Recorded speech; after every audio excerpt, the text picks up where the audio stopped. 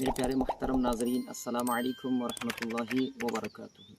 میرے پیارے ناظرین، شیخ طریقت امیر اہل سنت دامت برکاتہم العالیہ نے سنت ہماری کتاب فیضان سنت میں ایک زبردست اور انوکھا واقعہ تحریر فرمایا ہے۔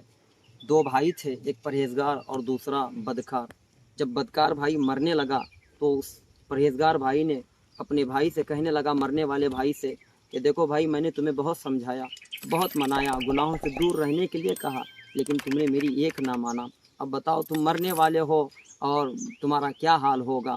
اتنا کہنے کے بعد اس گناہگار اور بدکار بھائی نے مرتے وقت اتنا پیارا جملہ کہا، سبحان اللہ۔ اسی ایک جملے کی وجہ سے اللہ نے اس کی مغفرت فرما دی۔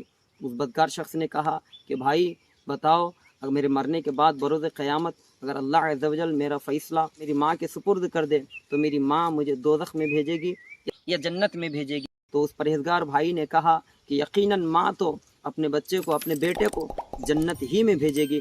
اتنا کہنے کے بعد اس بدکار بھائی نے اپنے پرہیزگار بھائی سے کہنے لگا، مرتے وقت کہتا ہے کہ بھائی، مولا عز و جل تو میری ماں سے بھی زیادہ اپنے بندوں پر مہربان ہیں، میری ماں سے بھی زیادہ مہربان ہیں۔ اتنا کہا اور انتقال کر گیا۔ اور انتقال کے بعد جب پرہیزگار بھائی نے اپنے اس بدکار بھائی کو خواب میں دیکھا اور کیا دیکھتا ہے کہ وہ بڑا خوشحال ہے اور اس کی مغفرت ہو چکی ہے، اور مغفرت کی وجہ پوچھی، اس کی خوشحالی کی وجہ پوچھی، تو وہ بدکار شخص کہتا ہے کہ اے میرے بھائی، مرتے وقت جو میں نے ایک جملہ اللہ تبارک و تعالیٰ کی رحمت پر لگا کر اس کی مہربانی کے تعلق سے جو میں نے کہا تھا، اسی ایک جملے کی وجہ سے اللہ تبارک و تعالیٰ نے میری مغفرت فرما دی، میری بخشش فرما دی۔